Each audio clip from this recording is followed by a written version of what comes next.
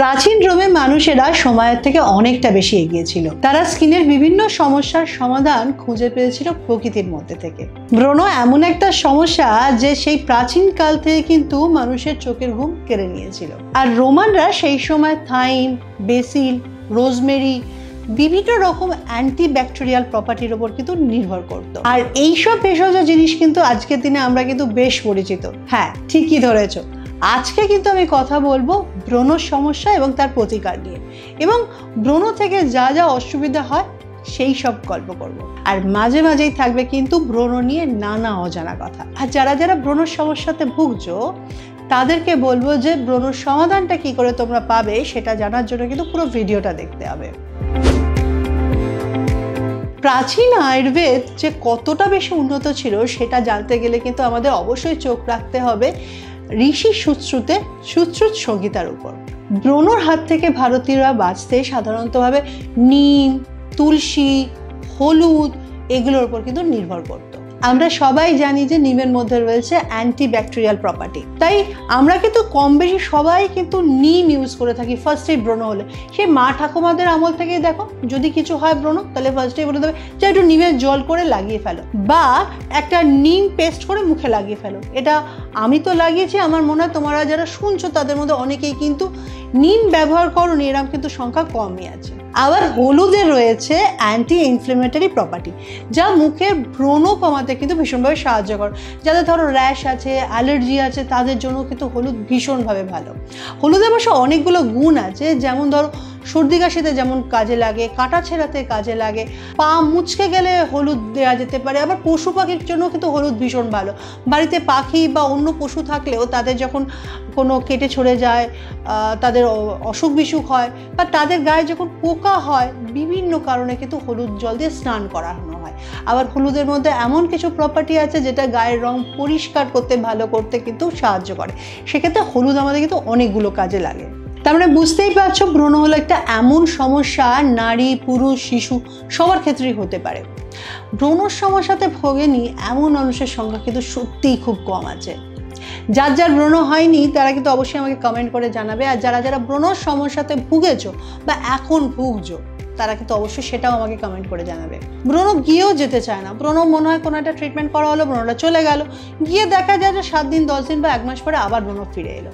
ব্রণ চলে যাওয়ার পর ব্রণ দাগগুলো থেকে যায়, বা ব্রণ থেকে হয়ে যাওয়া ক্ষতগুলো থেকে যায়। তোমরা কিন্তু এখনো বাড়িতে বসে ভালো মতো করে বাড়ির ঘরোয়া দিয়েও কিন্তু ব্রণ সারাতে পারো। তোমাদের মধ্যে যদি কারোর ব্রণর সমস্যা হয় তাহলে প্রথম 10-12 দিন শুধুমাত্র কাঁচা হলুদ স্কিনে লাগাও, দেখবে তাতে কিন্তু ব্রণর সমস্যা কমে যাবে। আবার এটাও করতে পারো যে যেহেতু ব্রণ হতে হতে অনেক সময় খুব বেশি ব্রণ হওয়ার কারণে স্কিনটা খুব সেন্সিটিভ হয়ে যায়, সেই সব স্কিনের জন্য কিন্তু মধু খুব ভালো। রোজ মধু লাগাও, 10 মিনিট করে মধু লাগিয়ে প্লেন জল দিয়ে ধুয়ে দাও। রাত্রিবেলা 1 চামচ মৌরি জলে ভিজিয়ে রাখো, পরের দিন সকালে সেই জলটা খেয়ে নাও।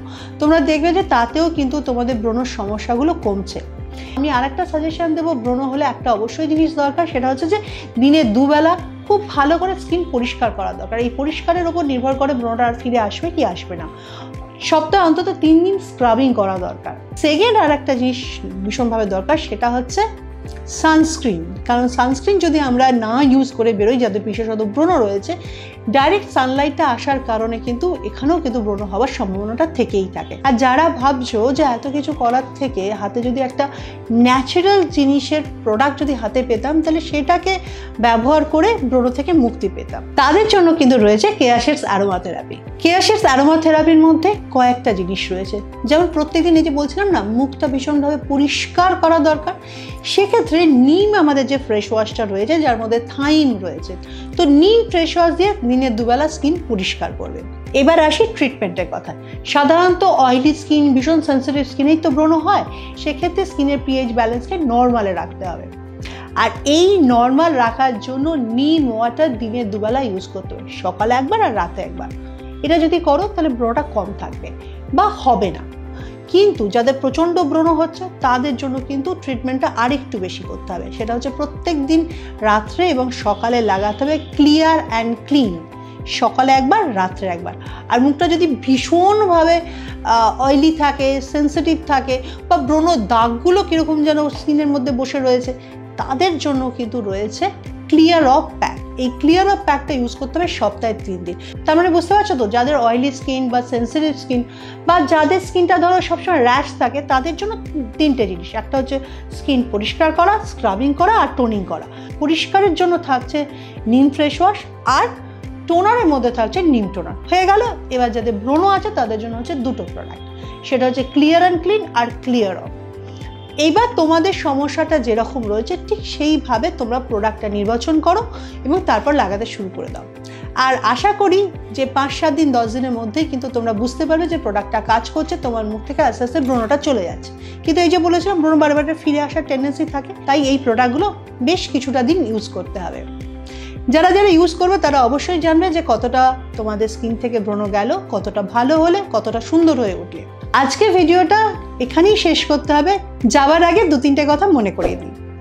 সাবস্ক্রাইব করতে ভুলো না চ্যানেলটাকে, আর অবশ্যই কিন্তু বেল আইকনটা একবার ক্লিক করে নাও। পরের দিন আসবো নতুন কোনো সমস্যার সমাধান নিয়ে, নতুন কোনো গল্প নিয়ে।